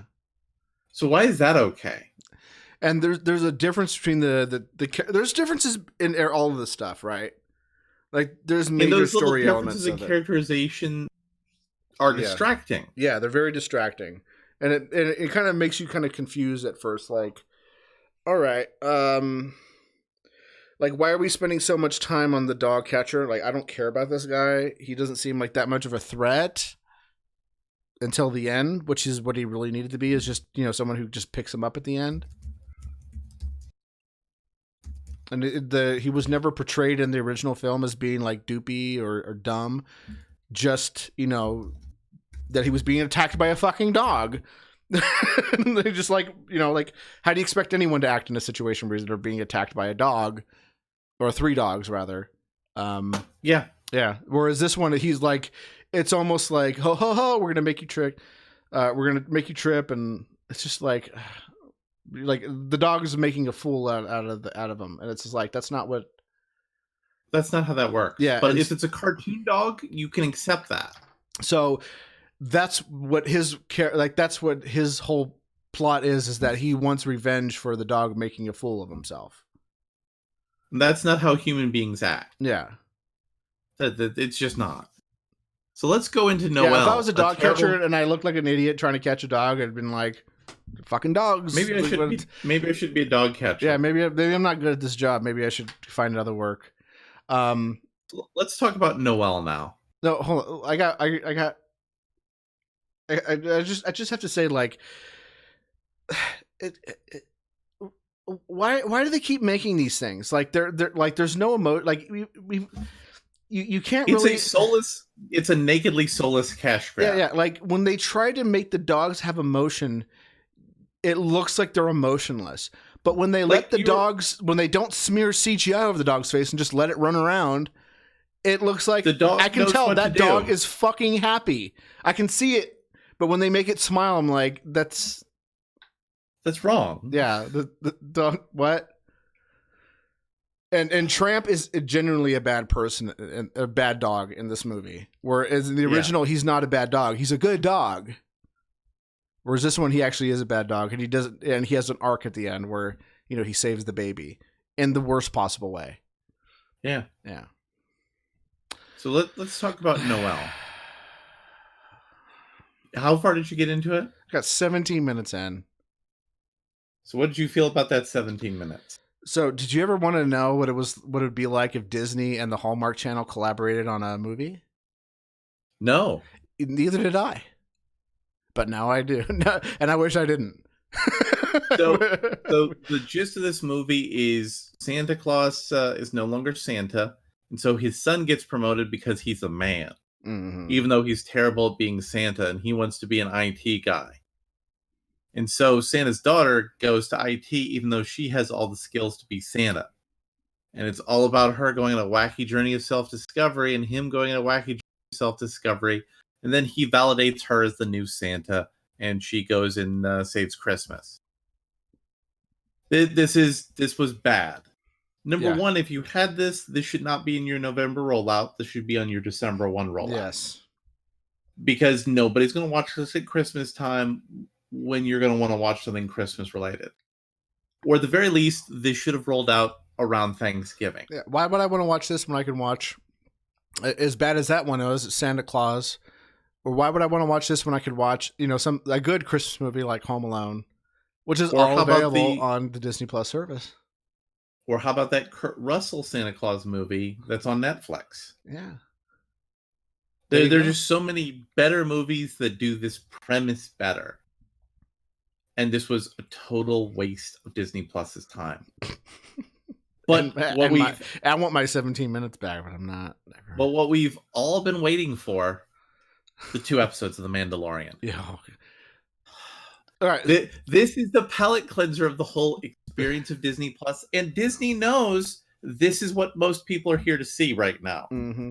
Now they have other things in the pipeline people are coming here to see, but why is this the only thing on the service that people really are coming in for?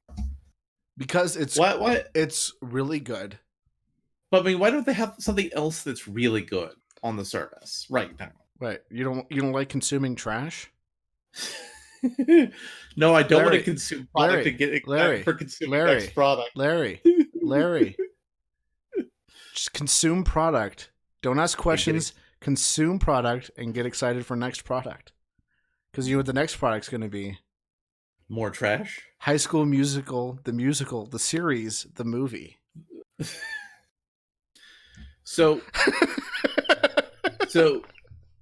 when Disney took over Lucasfilm, a lot of people told folks in charge that Dave Filoni's the guy who has the real Star Wars vision at Lucasfilm. You should have him do more things. But nobody trusted Dave Filoni's vision for Star Wars outside of animated Are you talking about Dave television. Favreau? No, Or Jon Favreau. Jon Favreau, sorry. I'm talking about Dave Filoni, who's the guy who made the Clone Wars animated. Ah, okay. And he is the architect of all of the Star Wars related series that are going to be rolling out onto the service. Okay. So he and Jon Favreau, they were the brain trust that made The Mandalorian. Got it. We're going to get into a little bit more detail about that, but Dave Filoni spent time in his Clone Wars animated series building up one character to be an old guy who was in Return of the Jedi, who held up the Imperial troops. And they said he was one of the clones from the Clone Wars, who helped train the rebels. That's the kind of vision and storytelling detail and craft that we see here in The Mandalorian. But why do you hate women? But there's one right there. She's not gotten in the show yet, but she's right there. No. Why do you hate women? Kathleen Kennedy is stunning and brave. Well, she doesn't understand what Star Wars is, because this is what the we should have Force been is having in the female. beginning. You know, you had I the saw Force the is female t-shirt. be this. So let's talk about The Mandalorian. First of all, this feels to me, and we're both going to be very positive, but this feels to me like this was an idea that came out of a pre-Solo mindset for Star Wars. Mm-hmm. That this is a Star Wars that felt more confident about itself, that came up with this idea. And right now, Star Wars needs a home run, and while this is going to be a home run, it could have been a Grand Slam home run. Yeah. If they were willing to be a little bit more aggressive. I think that it's exactly what I wanted. It's exactly what you want out of this show. But I'm saying, if you're an executive at Lucasfilm, mm-hmm. you want this to be the Stranger Things of Disney Plus. Yeah. It's not. You want this to be the Orange is the New Black. It's not. It's good. I recommend people watch it. I highly recommend it. But it's not the rock star it should be. And but I'm okay. So I have a different take on this. It's a rock star to me because of the what you would consider to be flaws. Well, I'm not saying this is a flaw. I'm saying that they needed something bigger, bolder, more grabbing. But this is very well constructed, very basic storytelling, very simple story structure. They're not trying to do a bunch of complicated, clever things. They're not trying to wink at the audience like Rick and Morty. They're trying to tell a solid story about a solid character, and they're trying to make the character go through a journey. You know, that little circle that Joseph Campbell came up with, that George used as his influence for helping him write stories. Yeah, it's in here. You know, you don't break the rules of storytelling until you demonstrate that you could do them effectively. And when you break them, you don't break big rules unless you just break that one big rule and you're doing all the other rules solid. So there's a Mandalorian bounty hunter. They kind of go in a slightly different direction with the Mandalorian culture than it's been in some of the extended universe media, but it's a fairly consistent characterization of the Mandalorian. He's a bounty hunter. He's hunting bounties, but it's in the post-Imperial era, but before the First Order era. That's very confusing, and I don't understand what's going on or how any of that happened. But this is set in a time frame I understand. The Star Wars world in this show makes sense. And it makes sense right away. You feel it right away. And it's like, oh, I'm comfortable right now because this is all exactly making sense. We have a space cowboy bounty hunter hunting down a bounty. You don't like Mary Poppins? And like they're speaking Huttese, there's a guy doing cowboy, like, bartender, like, listen, I don't want no trouble, all that stuff. It's all right there. The guy gets on the spaceship. There's a little bit of Jon Favreau-y, Joss Whedon-y kind of stuff in there in a sequence, but it goes to putting somebody in carbonite, which is a little bit of a I saw it and I clapped moment, but it makes sense. But it makes sense.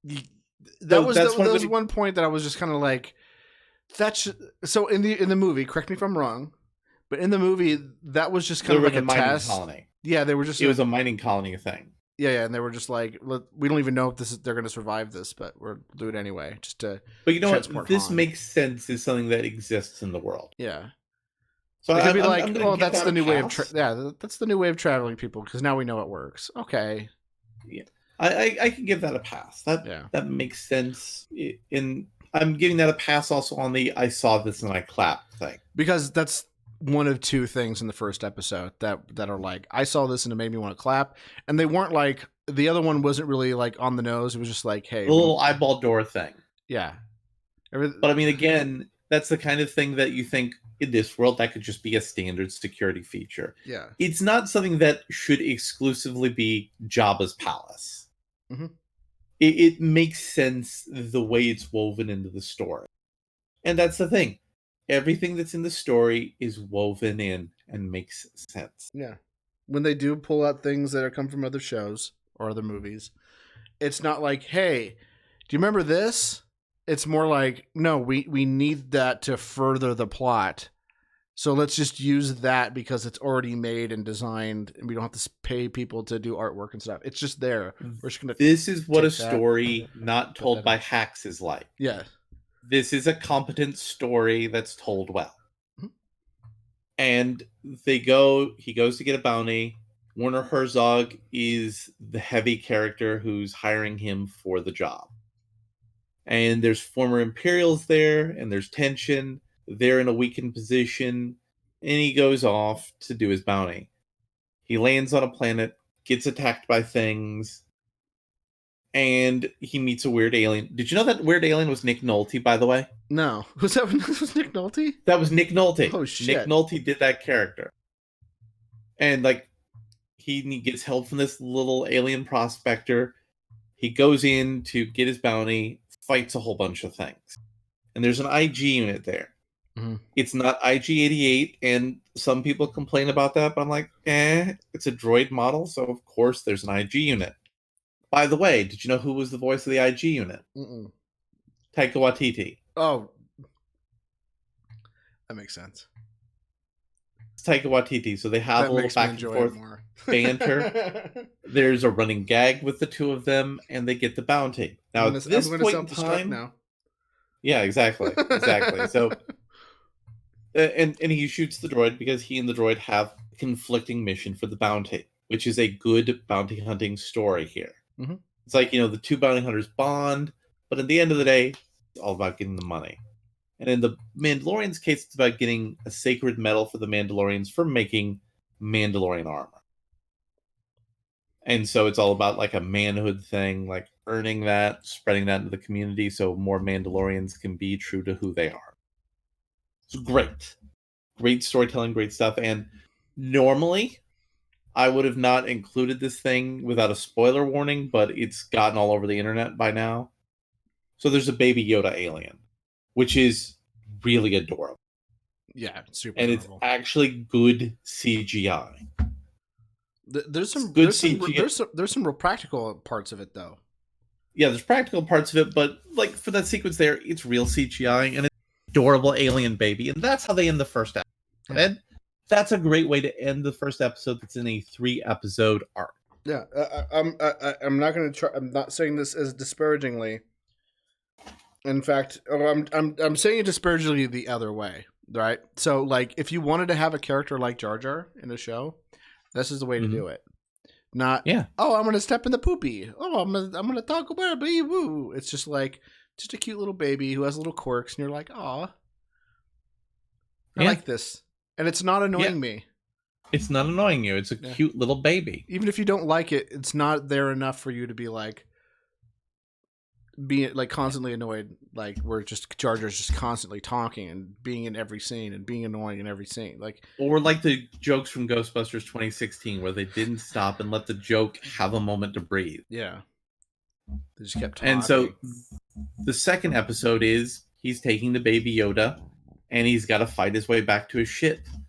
And the Jawas took his ship apart. Now, in the extended universe, the Jawas are fundamentally part of Tatooine. And I don't remember if they said this planet was Tatooine or not. But I mean, it could be. it could be. And also, realistically, Jawas can be anywhere. Yeah. I mean, there's no reason Jawas are just stuck on Tatooine. I'm sure they're like terrible things that are problems like the Empire and various Hut people said, listen, we're just going to drop you on another desert planet where you can just steal people's stuff. That's okay. We're just going to do that. And what I loved about this sequence of the story is the Mandalorian goes to fight the Jawas and he kills a bunch of them, but there's still a ton of Jawas. They have better weapons. They have a better secure position. And he gets tore up. And like Baby Yoda tries to help him, but he doesn't let Baby Yoda help him. And Baby Yoda like lets it go. And then he goes back to Nick Nolte, who says, I'll take you to them and we'll negotiate. And they eventually come up with a price for him to get his stuff back. And he has a battle against a giant monster thing.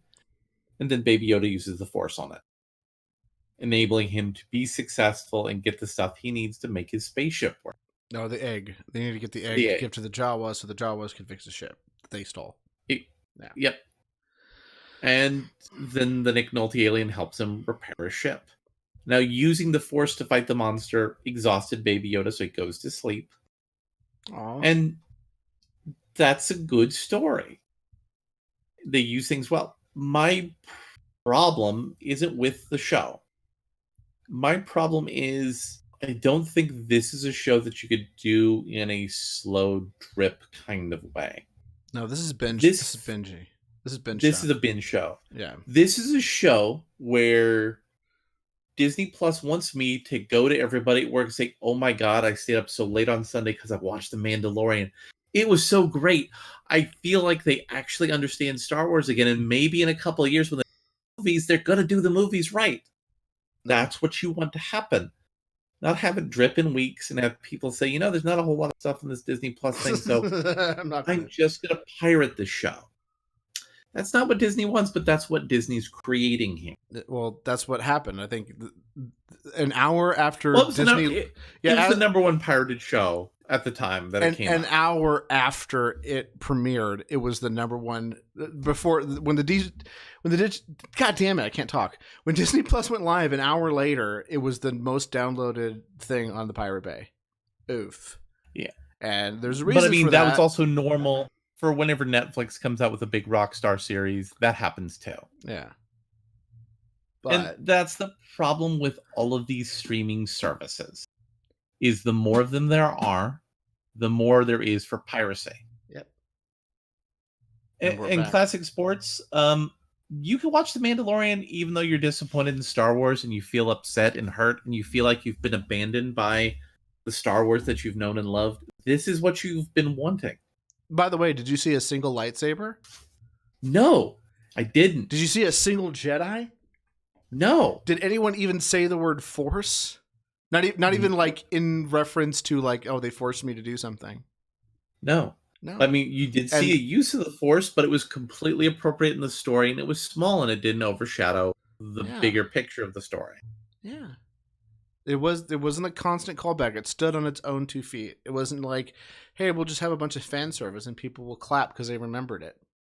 But it had fan service that made it fit into the universe and made you feel what you're supposed to feel because of a 4-letter word that movies have called poop. No, I mean shit. Tone.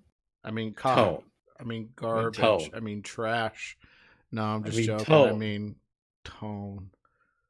It's what the show or the movie has that makes you feel a certain way. This makes you feel like Star Wars. And they want you to be out there going, oh my God, there's Star Wars. And what they really, really should have had was, you know what? Like, I'm going to just pick one of the things that's cooking in the pot right now, Moon Knight. Moon Knight has a big internet meme fandom. So, like, a Moon Knight series about a guy who's kind of like Batman, but he's crazier. And he also has powers from an ancient Egyptian god that may be a voice in his head. And he fights crime in Los Angeles. Wouldn't that be an interesting show to also have on this service, No, also on launch day, no, also to be bingeable? no, because we need to hear about kids with no arms building glitter rocket hands. Or hear a spork talk about what a friend is. I will say the money thing was great, but But it wasn't what I expected. I actually thought I was gonna like they're actually gonna teach kids what money actually was. You know, like have a little econ lesson like they did in DuckTales. Woo, about inflation. I don't know if you remember that. They had a whole episode about the dangers of inflation. yep. So, But we didn't get bottom that. line, We just went. Oh, there's different denominations of money, and George Washington bought his wig with money. Look what I can do with my eyes. What? Yeah, look what I can So, do with Jim- my eyeballs. Can you do that? So, Jim, let's get to the bottom line. Do you recommend anybody get Disney Plus right now, as soon as they're done watching our show, or possibly doing it in another tab on their browser right now? Anyone? Yeah. Most 90% of the 75% of the population? No.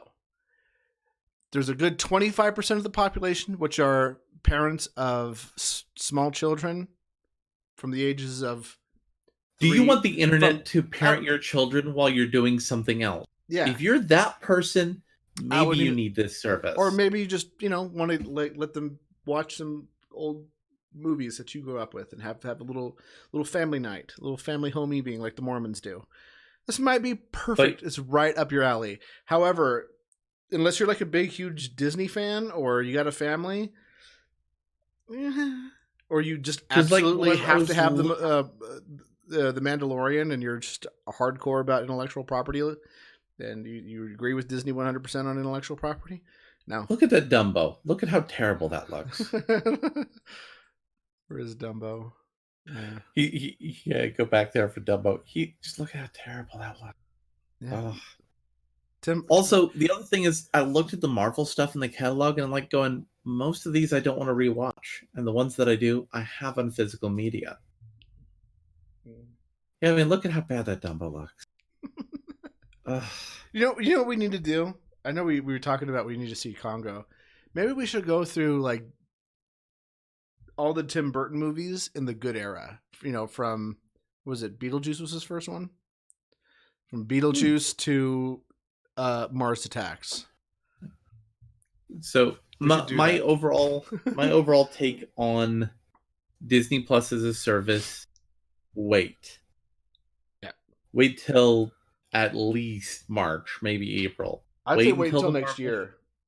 Yeah, Because March next and year, April that's next what. year. Yeah, that's when we're getting, I guess, a new Marvel show. A bunch of new Marvel shows, Yeah. and there's also going to be an Obi-Wan Kenobi series sometime next. Yeah, wait until those come out. By then, there'll be other stuff on there that'll fill up more stuff. And by then, there'll be like the full season of The Mandalorian. Maybe the Jeff Goldblum experience will actually not be horrible. Maybe they'll figure out what the fuck they're doing. Maybe they'll remaster some of the goofy old shows. Maybe they'll fix some of the stuff. My interest in Star Wars is so bad at this point. I don't even think I can watch The Mandalorian. Even You I can. don't- You can watch I The don't Mandalorian. blame you, but because we do a review, so I watch it. And I'm glad I did. Yeah. As someone who hates Star Wars now, Yeah. didn't used So- to. Now I do. So next week on our show, it's a hard decision for me, but I am probably going to see Frozen 2 because that's going to be the big hot pop cultural thing, because Frozen 1 was the big hot pop cultural thing, and now Frozen 2 is going to be a horrible disappointment because that's how these things go now. They're all good. Sorry, that's right. Pee Wee's Big Adventure. Beetlejuice with his first like actually like, this is my movie. Whereas Tim Burton was just like, oh, I'll make a movie for you because you're Paul Yeah. Rubens. And I'll probably pick up the Mr. Rogers movie next week too. Yeah, I'm gonna watch that. I watched the documentary. It was pretty good. So I know we got some people that's come over from some other shows, so and other places that I popped some stuff on. If you like what you see, if you like this new content, please click on the subscribe button, click the bell icon for notification. Jim, can you paste the Discord link again? Oh, sure. Well, it's discord.recordinginprogress.com. Yeah. So pop in our Discord. We'll actually start having more stuff happening in the Discord because people will be there. And it's now time for the recording to stop and have our lives all progress. Yeah, hail worms. Hail worms.